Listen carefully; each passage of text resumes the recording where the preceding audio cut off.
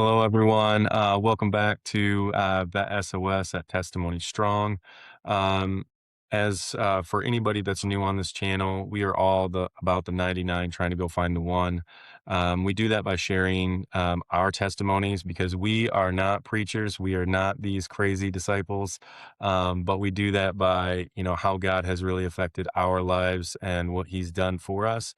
And we just hope and pray that this testimony. And I do have a very special guest, Jeremy, and I'll introduce him here in a minute. But he has a great testimony and a great walk. I actually got to be part of his walker, and he got to be part of mine, which is always exciting to see those things collaborate and just how God works in each other's lives. So I'm very excited to get back into this. Um, and introducing Jeremy, I mean, what a crazy testimony. He grew up all over. He has been married for 22 years. He was in the Air Force for 22 years. Is that right? Is it 22 and Yep. 22? Yep. Yeah, 22 and 22. Yeah, Okay. we'll work it out. Yeah, just keeping it going. So, married for 22 years, in the Air Force for 22 years, deployed 7 times, 2 to Afghanistan, a lot of different transition, a lot of ups and downs, throughout his past. So with that being said, I always like to get back into it. Jeremy, thank you so much for coming onto this podcast and sharing your testimony. It's always a courageous act because it always can be a little nerve wracking. So I appreciate you being vulnerable in that sense. But how's this week Yeah. been so far? It's been good. Yeah, just Yeah. got back from a week up north doing little brown trout fishing, so it was good, relaxing. Got to enjoy Nice. some of God's creation, and yeah, it's beautiful. Nice. That's awesome. That's good to step back. Um, Yeah. but I guess getting into your testimony, uh, I guess starting off, I always like to get an idea of what your upbringing was. Where was your faith at? Like, I guess, when you really look back at your childhood, was faith a part of that or no? Or I guess kind of give me some more insight into that. Yeah, so growing up, I probably went to church. Maybe I can probably count the number of times I went to church on one hand. Okay. Um, my mom grew up. She was confirmed Catholic. She went to Catholic school and kind of didn't want me in that, I guess. So she had me when she was 17, so she was young.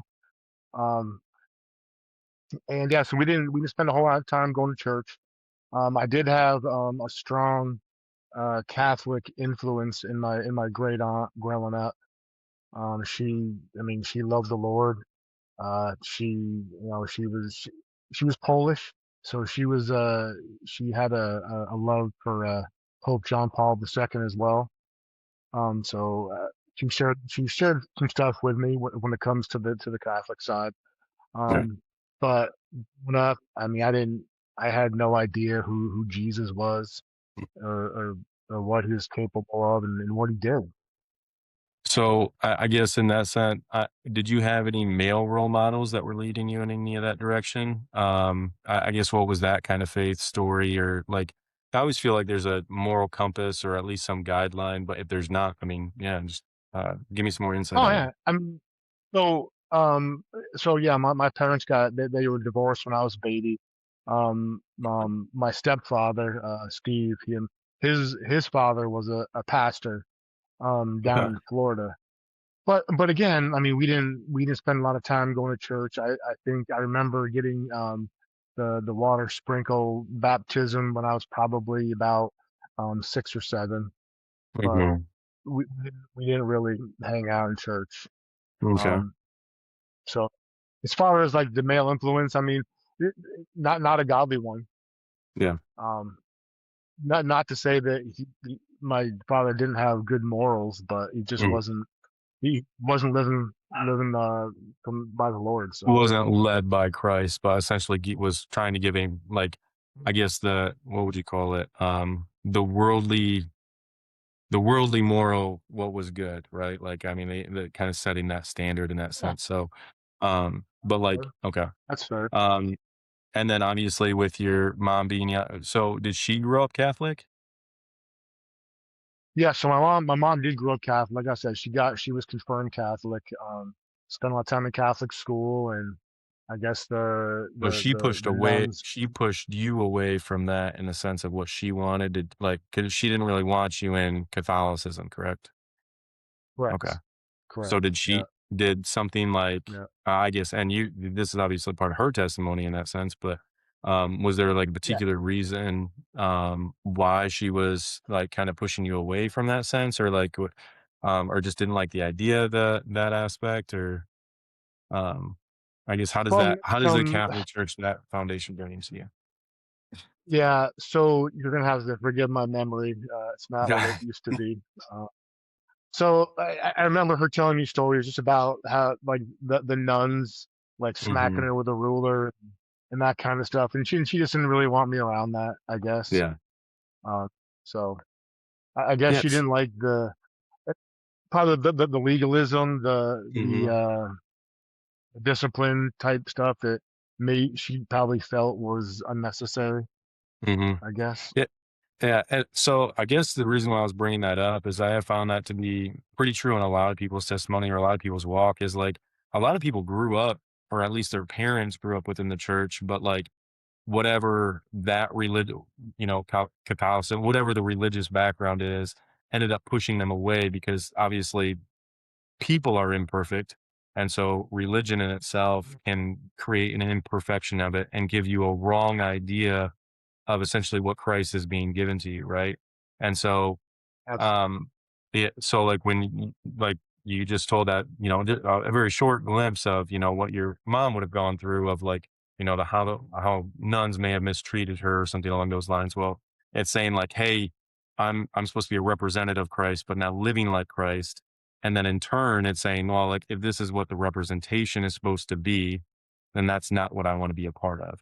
So I think that is like, that sets kind of a baseline or a good understanding of like a childhood upbringing. It's like, like I'll pull, a good moral conduct from this, but like really it's not as big a deal because the people that are supposedly 100% dedicating their lives to this aren't even living that way. So right. and I think a ton of people can relate to that. Because I mean, Oh, you think, I mean, almost all parents, it was like, go to church, go to church, go to church. But like, drink right. outside of church or smoke outside of church, whatever the thing was, right? Is like, they like the idea of going to church without like living like they were going, like serving Christ. So I think that's a big point. So, That's I fair. guess, so upbringing wise, you had somewhat of like a very minimal understanding, kinda occasionally go when it was a convenient or my guess is like a holiday event, which, again, very Not common even, to a lot of people, not right? even. Not even okay, yeah, Yeah. not even. No, yeah. Um, so I guess what does that do to your young adulthood? Like, I guess where's Jeremy at kinda going into those, like, teen years? What's your activity? What's your friend group? What's your mindset there? Yeah, so,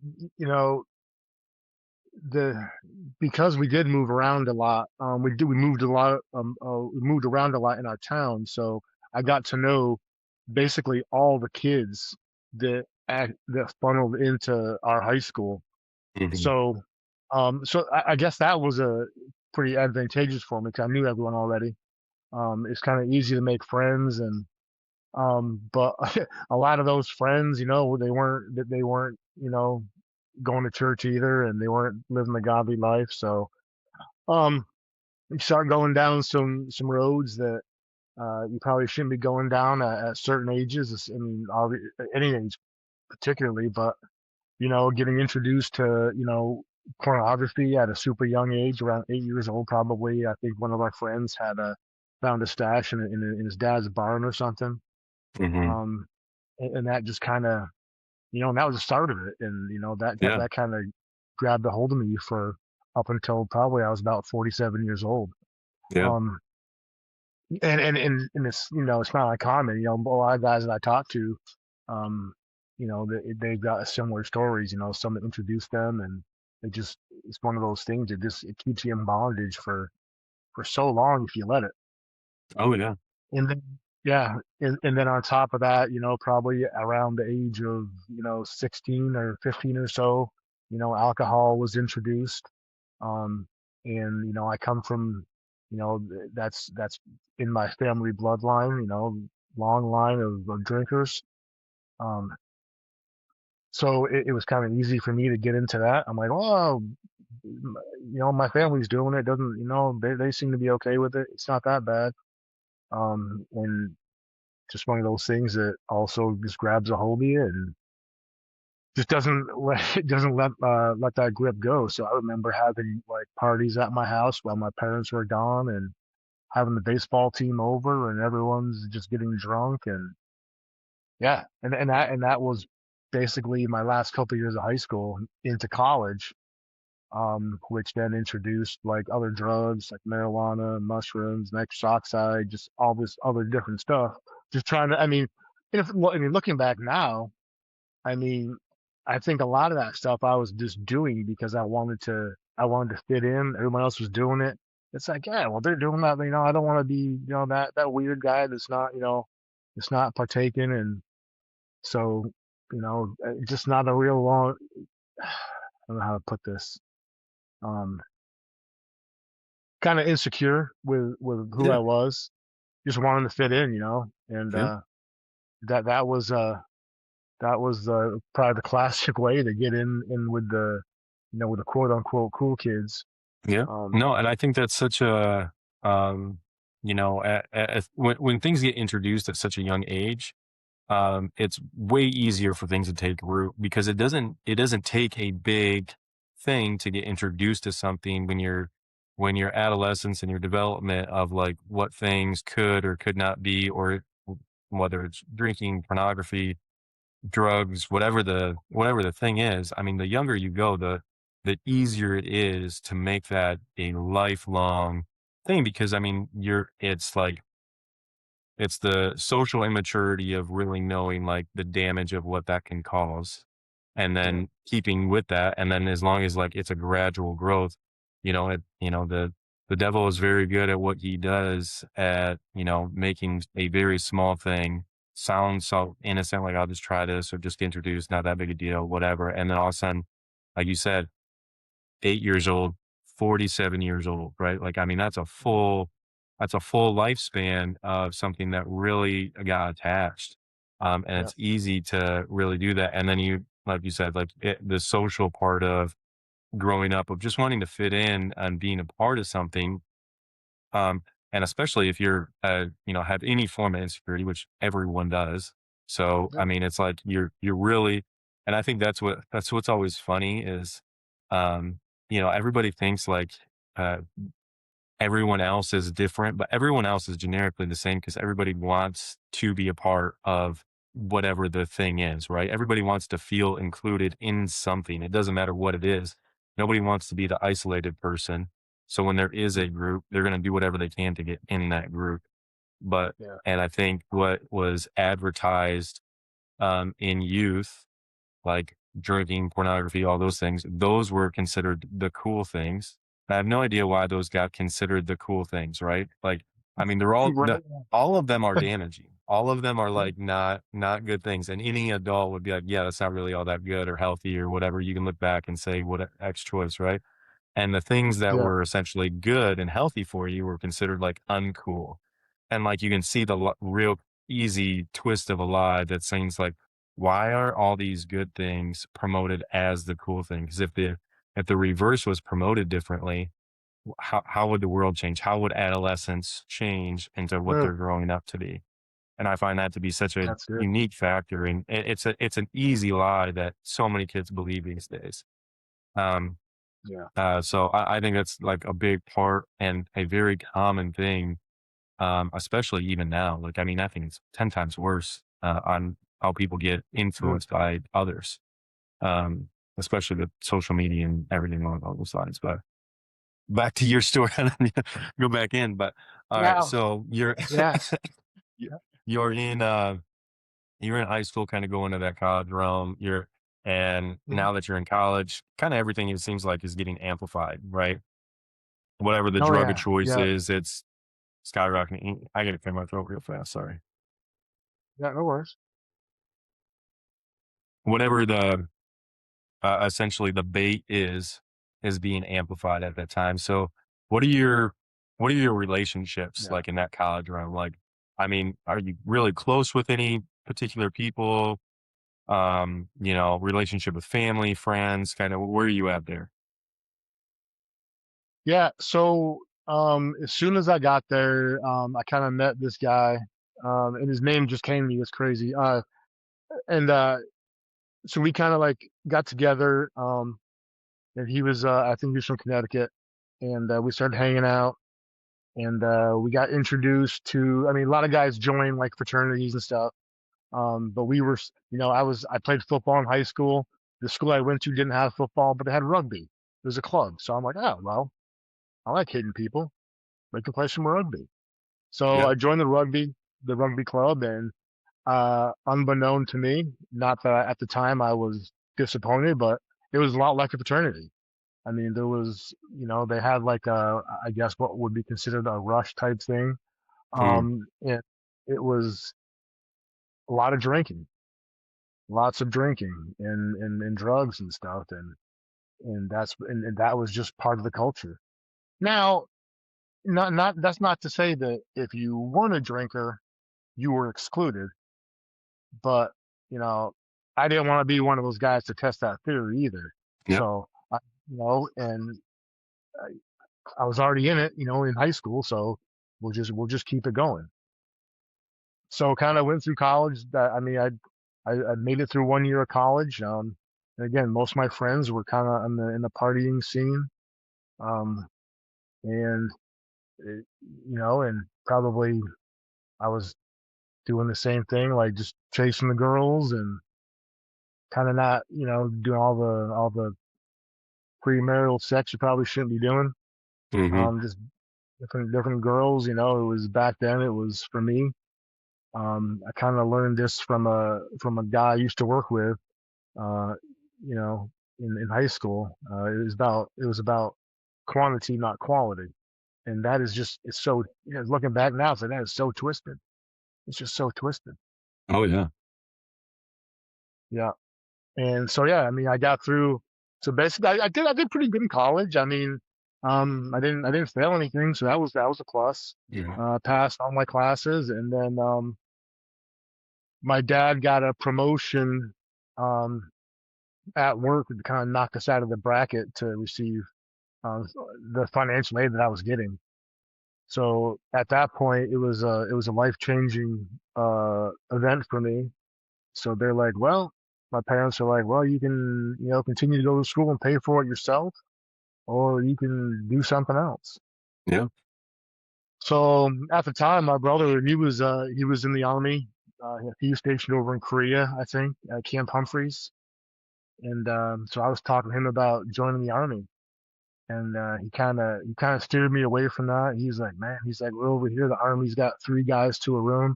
Air Force have their own rooms. And I was Yeah. like, well, that's not better, you know. Yeah. So yeah, so when that semester of school ended, I ended up going to talk to some recruiters.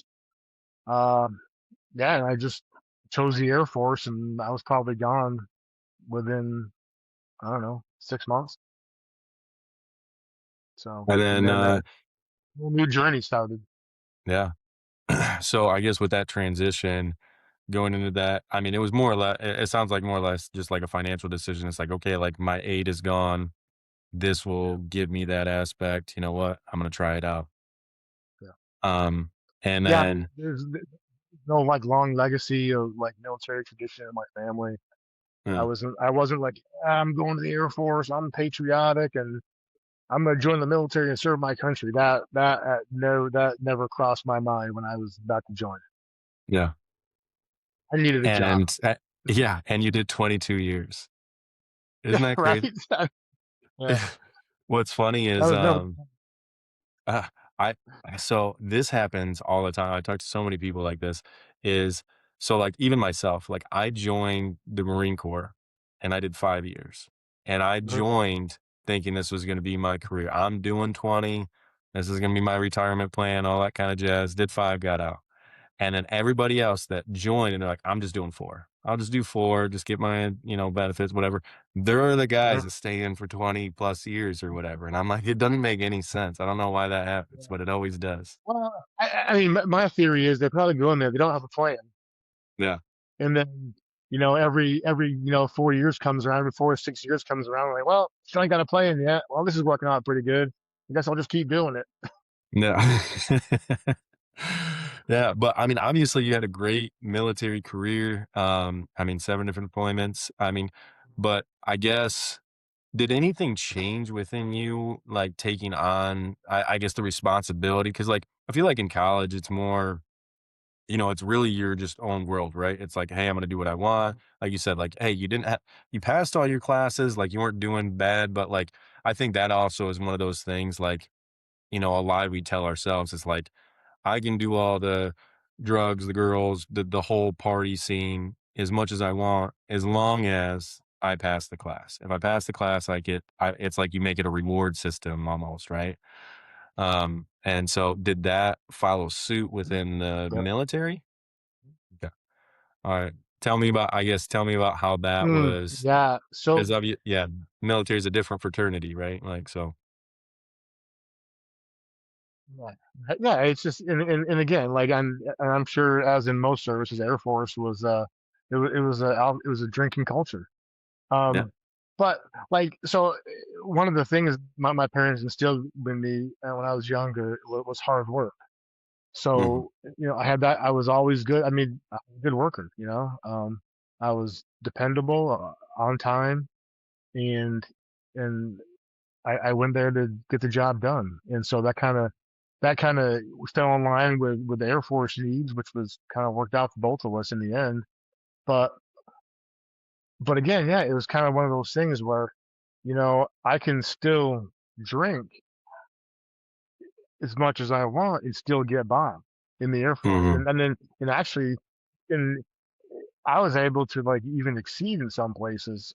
And because of that, a lot of the things that I did, some of the transgressions I had, got overlooked, or Hmm. kind of just like, hey man, do that. And then I got a little redirect, but I would just go back and do it again. Yep. But like, I mean, because there was, I mean, one time in particular, I remember, um, and I was underage too.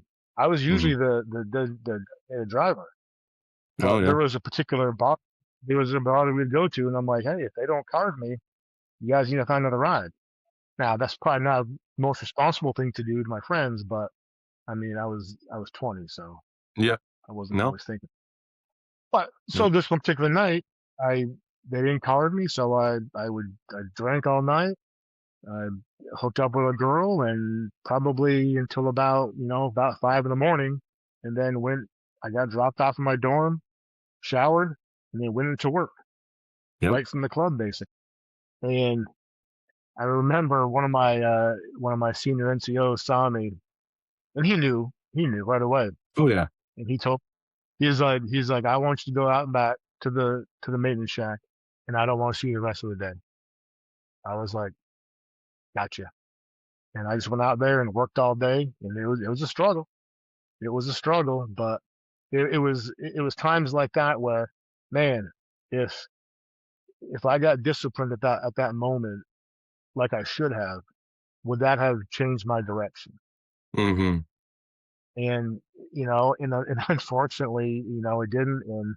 And unfortunately, some of my transgressions got a little more serious, got a little more, um, involved other people, and I somehow, because I think basically because my work ethic and my record, I nothing ever followed me. Yeah. I was able to say, well, they can't go back retroactively and punish me for something like like 5 years ago. Yep. But so I guess I spaced out my transgressions far enough to where they weren't piling up. Where you just That got like a slap on the wrist, then it's like, okay, like it's been done. Like, take me along, and yeah. So in that sense, I mean, yeah. I mean, looking back now, I was like, man, what a why would you do that? Mhm. No, I Not one mean, of my it's such a I mean, I remember, from just to the barracks itself, I mean, just like you were saying, like, it's like almost going to from the bar to formation or whatever in the morning, and then you're going for a run and everybody's sweating, everybody can smell it, everybody like, it's so crazy because it's not uncommon, it's actually more common than it is uncommon, for yeah. it's like, "Oh, hey, they're showing up, here's the lights," you can see them because formation Mhm. starts at, 0 dark 30, so, um, Yeah. yeah, and yeah, it's just, it's an interesting culture perspective on what's socially acceptable, right? And Yeah. then it makes the disciplinary action, just the same. It's like, what's socially acceptable? It's like, it's not that big a deal. Everybody's done it because they probably did it to, your COs and so on and so forth as well, because it was part of the culture when they were growing up, or like growing up in the military, I should say. Yeah. Yeah. Um, what was Uh, I'm assuming you're married at this time because you were married for 22 years. So did you get married before or after you went in the military? so after, so After. Okay. um, this is my second marriage. Okay. The first one did not. It went as well. We'll say it went as expected. Um, I I met I met um my first wife on a deployment to Saudi. Mm, Uh, yeah, I mean that's not where you meet your wife. It's yeah. just not. I'm sorry. No. Um, and then when we got back, um, I flew out to Colorado where she was stationed. I was stationed in South Carolina. She was in Colorado. Um, and it was actually the weekend Columbine happened. I don't know why Mm, that came to mind. But um, so when I flew out there, proposed to her, gave her a ring, and then we went to a courthouse like the next day and got married. A few months later, she got orders to follow me to South Carolina, and man, it started off bad, and it just progressively got badder. It's not good English, yeah. but it got Yeah. um uh as soon as she got out there, I had a TDY to Texas for a school, and like the first chance I got, I cheated on her. Um and that probably happened a couple times. And I mean, our marriage was never, I mean, wasn't great. Um we didn't really know each other that well. Um Mhm. we didn't know what kind of baggage the other one was bringing into the marriage. Yeah. And it was, yeah, which is never good, And so we got separated a couple times. I remember she moved out once or twice. Um, and then on I think maybe like the third time, I cheated on her. I got caught, and that's when it just blew up, and we got divorced. Mhm. Um, yeah, and that again, that was one of those things where the military did get involved. Um, she went to my commander, and there was a no contact order put in place, and yeah, so I don't remember. I might have gotten some paperwork for it, like a letter of counseling, maybe, but nothing Mhm. too significant. Um, It was more or and less like then wash your hands, like, yeah, yeah. I mean, and unfortunately, and in my only experience in the military, like you know, I hate to say it, but like I think adultery was part of that culture as well. I oh, mean, I 100%. know guys that would go deploy, or even wives would deploy and sleep with someone else, or while the husband was gone, the wife would sleep with someone else. It was just you know the the the dark part of the military that no one really talks about. But I'm sure it 100%. happens. I'm sure it happens at all aspects, but you Oh, know. yeah, but I mean, even to my experience, I mean, I wanna say every deployment we came back, there was at least 1 or 2 guys that, like, their spouse would no longer be there when they returned. And it wasn't Mhm. like, "Oh, hey, this is that." It's like, just gone. And I mean, like, statistically, it's crazy on, like, because, you get young guys leaving home for the first time or whatever the circumstance is.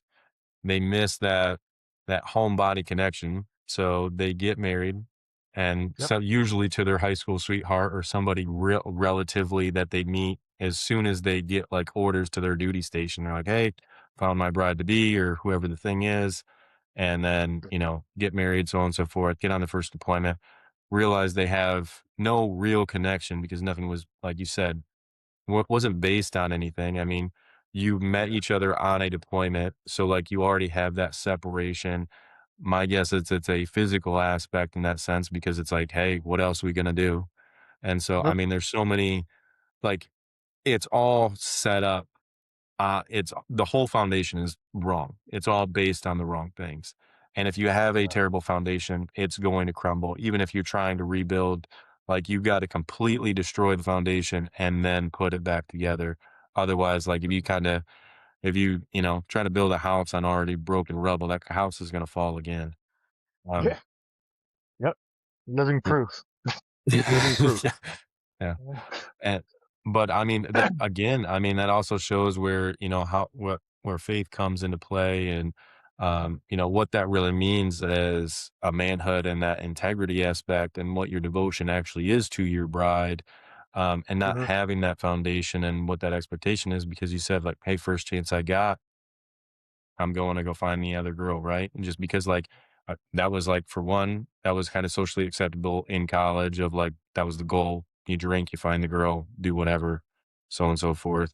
You're going to institute that again if nobody's like you said, you didn't really have that correction of what it was. It was socially acceptable. It was like, it's not that big a deal. Oh, should he do it? Not really. Like it's not that good, but I mean, nobody's like, nobody's coming after you and actually correcting you and saying like, "Hey man, dude, this isn't what's right."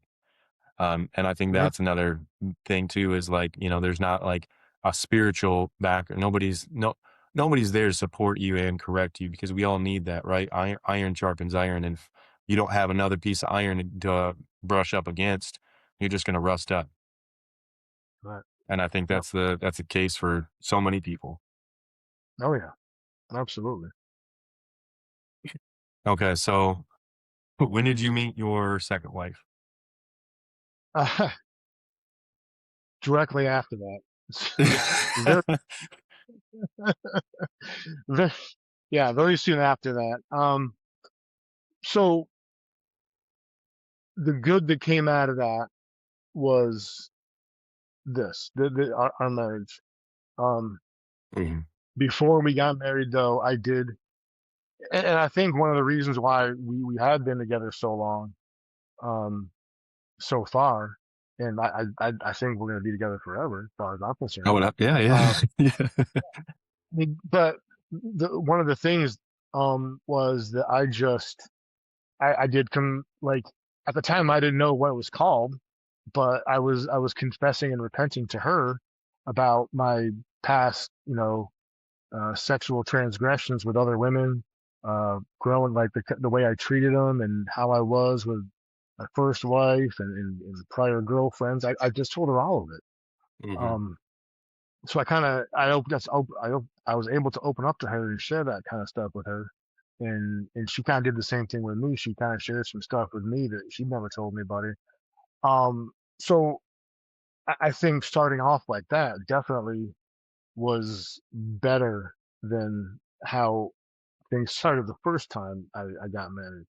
Yeah, So no, I mean, that's cleaning the slate of, what you like, who you are. That's that vulnerability, that's that trust factor, that's that faith factor. yeah, Did your wife come from a religious background or have any faith in that sense? yeah. So confirmed Catholic, went through the catechism and all that stuff, and yeah. So uh, Did she keep that going? Was she like, or I guess, was she faithful in her faith, like when you guys met? no, Okay. no. Yeah. So when we, I don't know how far you want me to jump forward, but No, no, um, no. Your testimony, man. Go wherever you want. oh, yeah. So I mean, everything was going great, like so kind of like as the promotion started happening.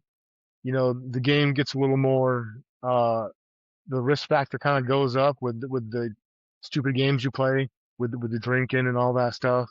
So the more rank I collected was given.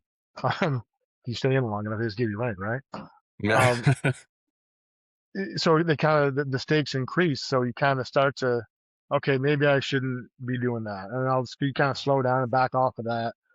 So that was good.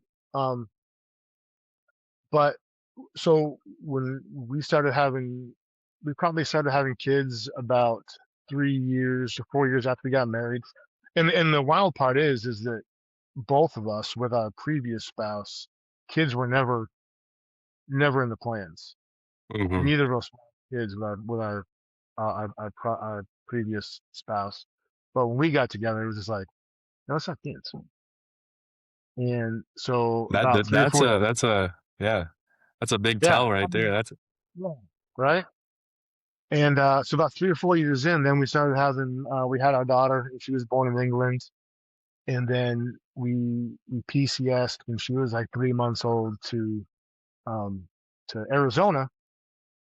And then it's like we started talking, say, hey, maybe we should, find a church. Um, Maybe start taking the kids to church. I'd like to have that faith background for them, um, and establish some morals, seeing how I clearly don't have any. Um, let's maybe we can get some up together. yeah. So, and then life happens, and then our son comes along 18 months later, and it's like, yeah, we really need to start getting to church. Uh, but we started, we taught the kids how to pray at night and like do the little prayer to God, and unfortunately that's about as far as it got. Um, No, but so you that I wanna go back on something. It's what's interesting is that you like for one, you meet your spouse. You weren't planning on having kids with your guys' future or your past spouses.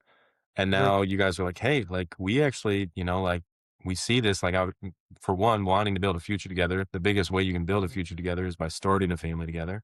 So that's a yep, huge takeaway. And then once you start the family, you're like, hey, we really need to raise these kids right. And you yeah, go back to the church and not because of like the religious aspect, right? It was the yep, moral aspect. Like, I want to raise a good human being. And yep, somehow the church and religion, even though like it wasn't really instituted within your guys, your lives, but it's institutionalized in the sense of um, what Christ really is. Like, even if you don't have like a direct relationship, like you're gonna hear the story of like, hey, who is Jesus? And you're gonna think like, oh, he was a really good guy. Like, I mean, if you're gonna say anything about him, like that's what you're gonna say. And he's like, oh, hey, there's one guy, he teaches a few things about like how you should act, how you should behave, and all those kind of things. And then as a parent, there's obviously a subconscious into our hearts, into our bodies once we have a child is like, I need to do everything I can to try to make this child to be upright in that sense. When even if you don't know what that like really means, right? Like even if you're like, doesn't mean they have to have some crazy relationship with Christ, but I just want them to be a good person. How are you going to do that? Well, I'm yeah, going to bring them to church. It's kind of funny how that all like ties back in. So I wanted to bring that back around. So I just that's what was clicking in my head when you were telling that. hmm yeah. So I was like, man, we need to find a non-denominational church. And I didn't know what that meant. I'm just like, I just figured that was they just kind of like they talk about God. I didn't know what the non-denominational thing even was, but Yeah. I just thought that it wasn't religious. It wasn't, there was no rules and that kind of stuff. Kind of, It was a I was cool like, church. Yeah. yeah, No, that's cool. So, all right, so you can see the seeds are being planted. hmm Where's this at in your like so you're higher up in your career as of right now. yep. Uh and then but you haven't so where are you at in the military towards transitioning? Or did you start to like find your faith in the military or was that outside the military? Oh no, oh no, no. So, um, let's see. So we were in Arizona.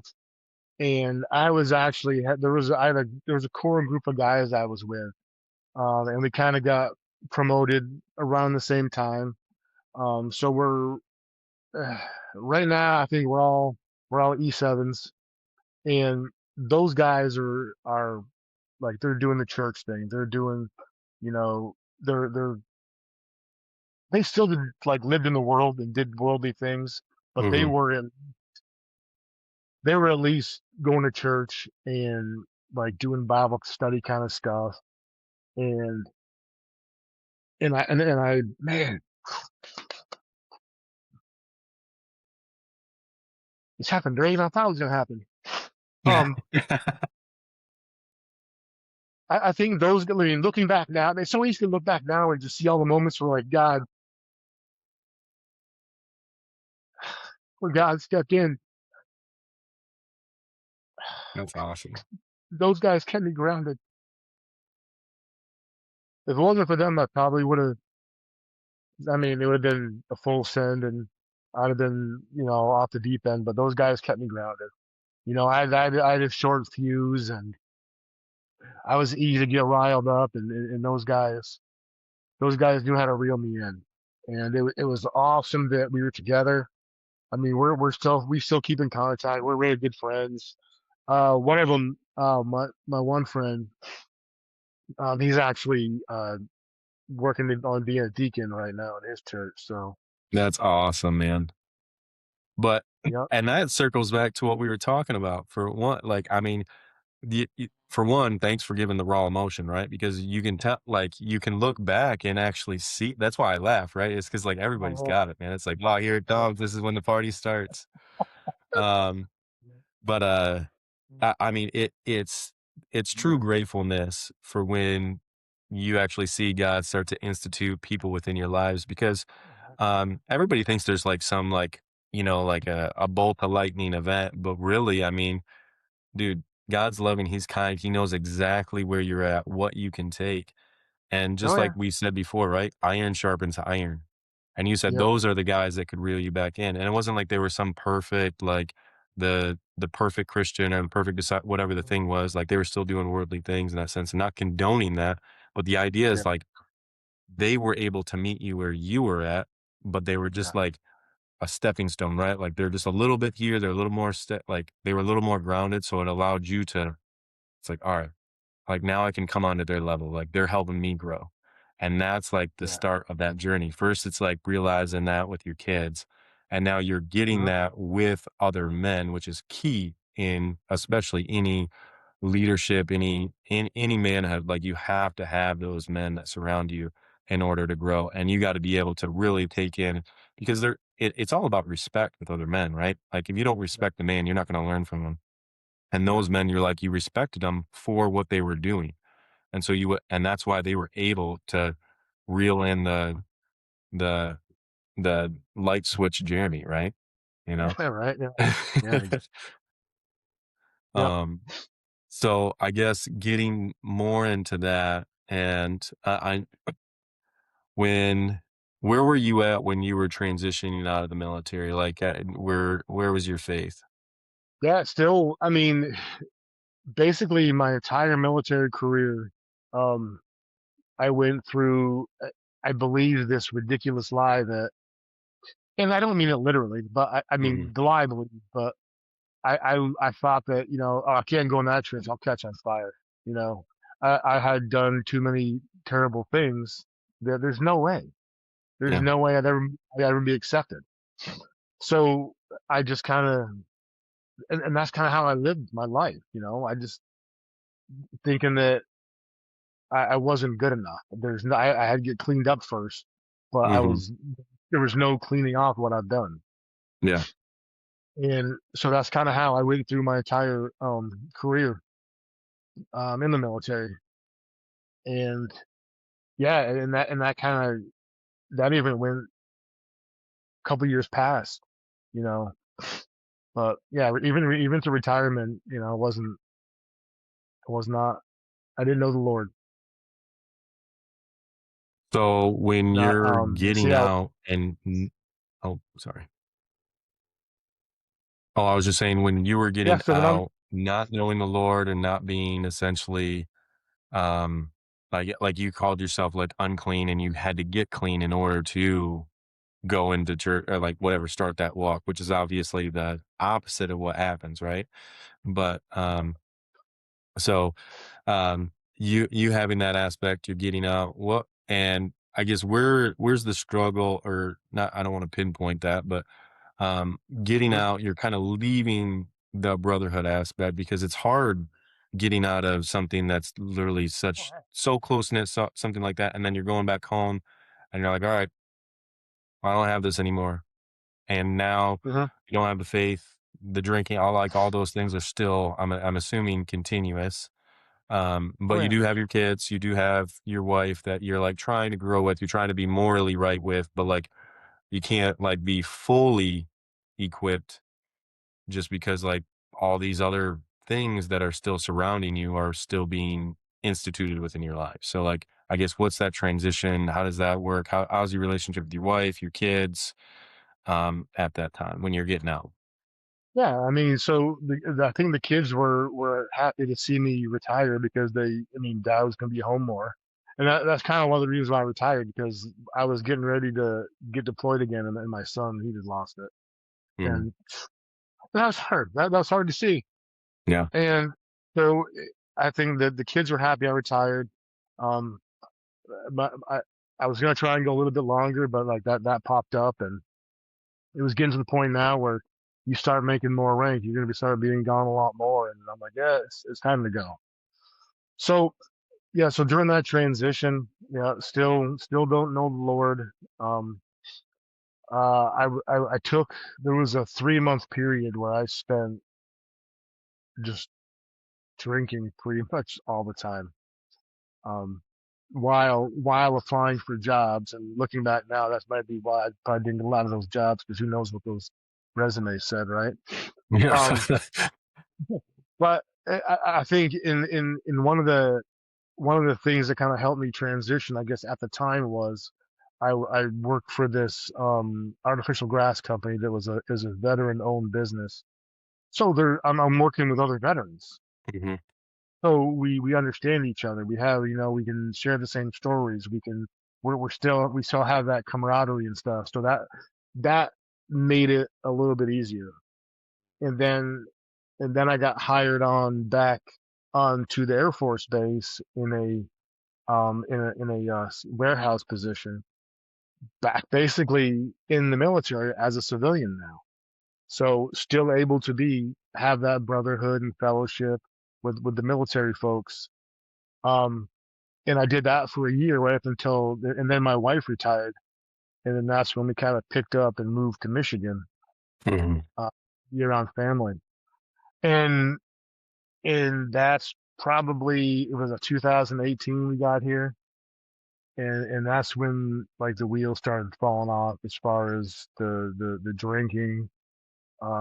Moved into a neighborhood, great people, super nice, and a lot of guys work from home or were stay-at-home dads, and I was retired, and we got to drink all day, Mhm. you know. So and then and I'm sure that at that my kids were still pretty young, and they got to see dad in some pretty uh bad moments in his life, passed out on the floor. That's not how I want my kids to see me. Mhm. uh marriage was I think marriage was good. I mean, there was no issues that I can remember. um my wife really wasn't in that scene at the time. I mean, God bless her. She was doing an awesome job raising the kids while dad's acting like a doofus, and she held the fort down. Um, and then I was working for a trailer company here, and that's when I realized I really can't work with normal people. Mm. And I use that term loosely because I mean it's blue collar, Yep. so a lot military, but a lot of those guys, man, they're just mm, uh very triggering for the PTSD at times when you got an old man. sticking a paper in your chest, telling you to go do something. I was like, ooh, getting a little angry, and so yeah, I did that for about a year, and I'm just like, yeah, I need to be done with Yeah. this.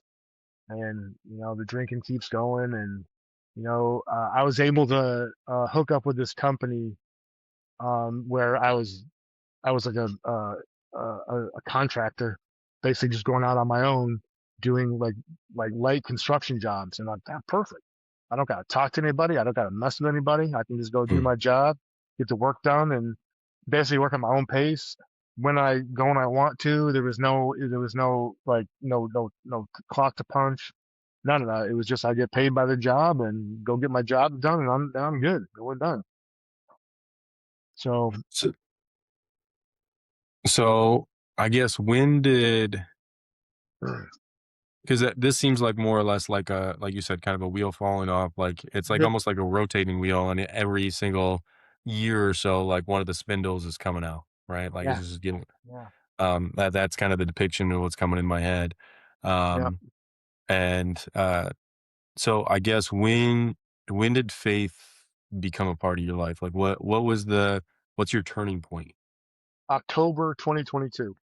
Um, yeah, and so yeah, I mean, I'm sitting on my couch doing my nightly routine of taking a cannabis edible and just watching TV and this like weird feeling. I can't explain it, man. It was just like it's not. It wasn't hopelessness, but it was like hopefulness. Hmm. Um, hey, there's something more out there. this isn't this isn't what I should be doing. There's more to life than doing what you're doing. You're not even like you're being like a kind of a cruddy dad. You're being a cruddy husband. You're short with people. You're just mean and angry all the time. It's like, what are you doing? And it kind of led me to my wife's like, I kind of told her what was going on, and she's like, well, and this is weird because she kind of led me to her uncle, who's a godly man. She said, well, go talk to my Uncle Steve. So I did, and he asked me if I ever read the Bible before, and I was like, I've barely read a book, let alone the Bible. So he gave me a Bible, and I started reading it, and it was like I'm like, what is this stuff? It Yeah. was like completely new. Like I remember hearing stories about Noah's Ark and Adam and Eve and a lot of this stuff. But I didn't know that stuff was in the Bible. I Yeah. mean, that's how green I was. And so I started reading through Genesis, and I was just like blown away, man. But this is so cool. And then it started getting to like like God's wiping out like nations and all this stuff. I'm like, whoa, this is what's going on. So he This is kind of aggressive. wow. I was like, this is getting heavy. So he kind of Steve checks in on me once in how it's going. And I kind of told him, I'm like, hey man, it's going great. And then I got to this part. He's like, what are you reading? I'm like, Genesis. He's like, start in the Gospels. Here we go, man.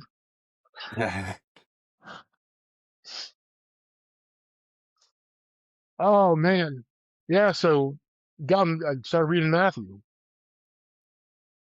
and that's when the light came on. This whole time I was getting away because I thought I'd get cleaned up, and Jesus tells you just and it was like Matthew 9:12 through 13. It's not the healthy who need a doctor, but the sick. And then I desire mercy, not sacrifice, and I haven't come to call the righteous, but to call sinners to repentance. And I was like, man, that's me. That was me. And, you know, and Matthew broke me. And then, I get through Mark and Luke, and then John just blew me away. And I just, man. And so since that time, I haven't been able to put the Bible down. I That's just can't. awesome. Yeah, I mean, it blew me away, man. I was like, man, this whole time I believed this stupid lie that I had to get cleaned up, that I wasn't good enough. I mean, yeah, granted, yeah, none of us are good enough. We all deserve death, but Yeah. Jesus took care of that. He through him the work is finished. And man, that what a relief that was to me. I was like, Hmm. man, there is hope for me, you know? And so I a little praise here. I got the Bible done in 10 months. I guess that's pretty good from what I'm being told. Um, I didn't know. I just couldn't put it down. I didn't want to stop reading it. Yeah. So I get through the Bible, and then I kind of shared my testimony online. And a neighbor of mine who kind of knew some of the neighborhood shenanigans that went on, um, kind of introduced me to Steve Prince from Warrior Set Free. Mm. And that was another one of those God moments where just like these people are just they're all just interconnected, you know. There's ever since that moment, it's just been one connection made after another. Yeah. And then so like during this journey while I'm reading the Bible, I'm still doing like some of the dumb stuff, but I'm reading the Bible. Yeah. I'm doing good, right? I said the Yeah. prayer, um, and then I go to Warrior Set Free. I meet Steve Prince, and I have a freedom appointment. And dude, that was it. That just the I say a light switch came on reading the Bible, man. It was a dimmer switch because when I went to that freedom appointment, man, they cranked it all the way up and just shared with me all these truths and opened all these doors to all this crap that I was just hanging on to for no reason. Hmm. Just cleaning the closet out, man, like getting that spiritual house cleaning. And but that was me, I think, taking the next step in my faith. And I didn't man, I did not it felt so good to just tell someone else. Just and in in looking back now, I held back. I held back. I didn't even tell him everything. And but again, that led me to more opportunities. Yeah. God's like, yeah, you're not done. You're not done. Yeah. You got to keep going. You got some more stuff you need to unload. So that man, that what a so as soon as I got done, man, I'm like, how do I do this? I want to get involved. That was awesome. So I was able to get hooked up with some training, and I got some opportunities to do some appointments, man, and it's been awesome. I love it. And you get to get these moments like this where you get to hear someone else's story, and it's beautiful to just be able there to be there for someone to share that burden, let them Oh know that yeah. hey, it's Jesus has you, man. Everything's gonna be Yeah. okay. It's Yeah. glad. And I Yeah, think that's the beautiful part about, like you said, like it's these interactions. It's um, it's one thing to shed your like you that you call like a spiritual shedding, right? Like that feels mhm, amazing. But to walk alongside somebody else and sure. like help that, like bring them into the fold and watch them do it. Like, oh Yeah, my, like, I mean, just like that's like filling, right? Like you get to shed and then you get to be filled, but it's just like, I mean, there's nothing more poetic or beautiful. But my wife makes fun of me all the time because I'll just like I'll see things like this and I'll start crying. I'm like, oh, it's just so good. Like, you just can't help it.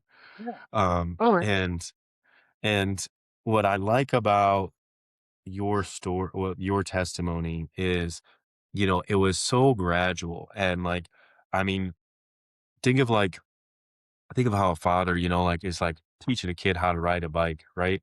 I mean, Right. it's such a stupid concept, but in the sense, like, it's like, I'm right here.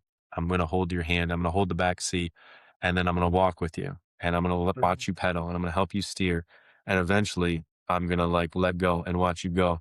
And then like you're riding that bike, and then all of a sudden, God's just behind you, just clapping because now you're a disciple of Christ, and now you're getting to walk, and other people are coming alongside you, and it's so amazing.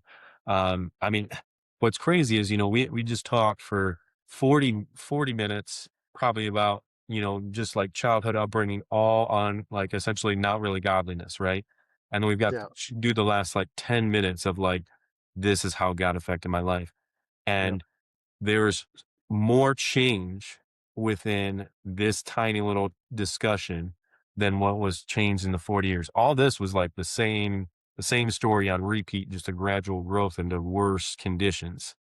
And then you get redemption and love and grace and compassion and just being able to shed that. And it so much more power into it. Like you said, I in your freedom appointment, you got told truths, right? what kills lies is truth, Yeah. right? So you tell Hmm. yourself all for 40 years, all of these lies, or whether you told yourself or somebody else told you, or whatever the case may, you made them yourself, which is why you hold on to the anger, the resentment, all the things throughout your life. And then just to be able to, somebody else to come alongside you and say, hey, did you know Jesus thinks this about you? And you're like, what? No, like, no, because I don't even think that about me. But he's Right. like, no, but he does. And Hmm. then for that, just, I mean, just a, I mean, it's this full self reflection of just Oh like, yeah. you get to look at yourself in the mirror differently. Oh yeah. And I think that's the beauty of it, is like putting on what God sees of you versus what you thought of you your entire life. Mm. Right? I mean, what an Amen. amazing transition. And now you're in it. Now you're discipling other people, right? Now you get to be a Mhm. part of other people's stories. And like you said, you love it. It was, for one, I don't think I heard you say love at all. Like military, any of those circumstances, you're like, oh yeah, we did this, blah, blah, blah, fun, cool, try to be cool. And then the first time you use the word love is like, I love doing this. Yeah. That's a big takeaway right there. It's just Yeah. like when you have a love and compassion, you can feel for it because it's in here, and Hmm. then you get to give it out, and it's like, I'm here. I want to continue to do this. That's an amazing thing. Oh yeah. Um, so how has this changed your family dynamic now that you're going through this transition? Oh man, it's been. I tell you what. So it started off um a little rough. And that was my fault because I was like, because I had found this new thing. It got it just. I didn't. Well, I didn't find it. It was it was revealed to me, Yeah. and I'm like, dude. I was like, did you guys know this? Did you not know this? I'm like, Yeah. I'm kind of beating him over the head with it, and say, oh, you gotta do this, you gotta do that. And I was getting pushback, shocker, right? And I got some wise counsel from some brothers, and they're like, yeah, don't do that. You know, let them see Christ in. That's good. Yeah, they're like let them see Christ in you, and so that's what I've been trying to do.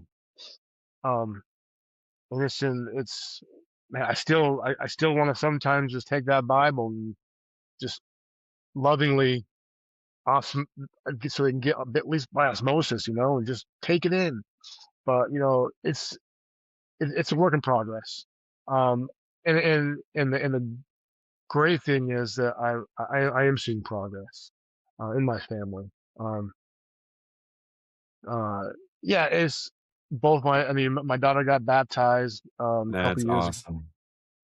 So that was great. She was doing the youth groups thing for a while. My son, he's doing the youth group. He's getting ready to head up to Big Rapids for the young men's event there through the roadmap. Oof, man, give me a I minute. love it. I love it, man. I love it.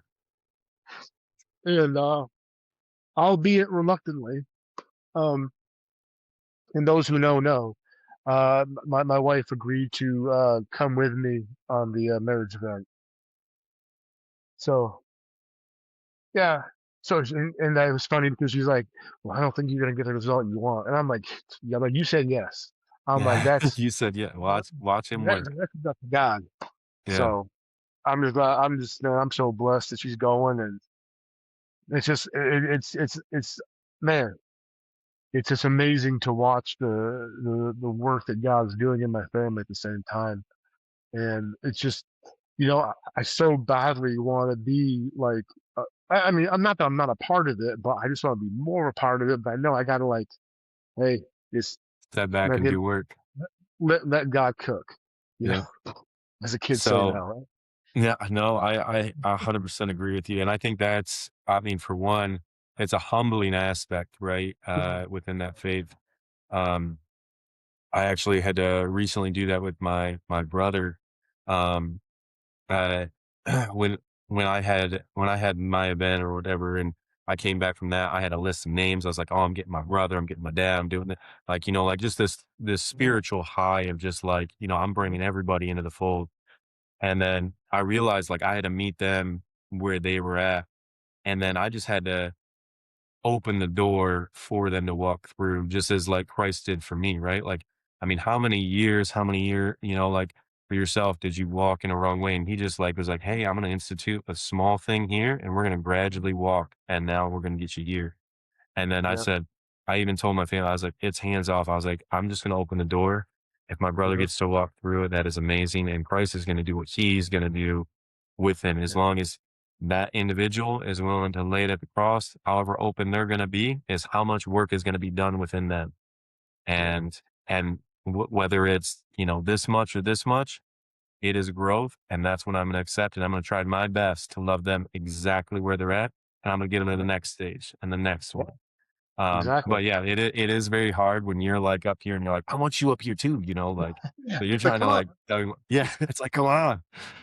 But no, that's so beautiful, man. I love that. I mean, like that's how Christ works, right? Because he gets to work within you and then he's going to take you and he's going to everybody you touch is now going to be now you get to be that image that guy. If you take on the image that Christ sees you, other people are going to see that and they're going to start to change until you Yeah. take like, but you got to take on the image and then you got to take the responsibility of it, right? Like the ownership of like, no, this is how I'm going to live because it's right. And not only is like, there's so many, it's a crazy amount of benefits, right? Like it is the Oh, best yeah. investment you'll ever make. Um, Absolutely. you can be you can be in the worst circumstances and still be like, "You know what? I am extremely blessed." And like that in itself is if you can praise God on a mountaintop, that's amazing. If you can praise God in a valley, that's where I'm trying to get at. I'm trying to be like, "Yo, we're going through it. Let's go to church Yeah. and sing." Yeah. Rejoice always. Yes, 100%. All right, but we are coming up on our time. Okay. I always close in a prayer. I want to pray for you. Yeah. And usually I ask, but I feel like I already know what I want to pray for you. Or I want to pray for you that you and your wife's event coming up. Yeah. I want to give praise to your daughter being baptized and coming into the fold, and then for your son for his gradual growth. So, is there any more that you want on that ticket list? Man, that's no, that'll do it, I think. All right, That'll well, let's do get it. at it. Let's pray. All right. Mm. All right. Our Father in heaven, we praise your holy name.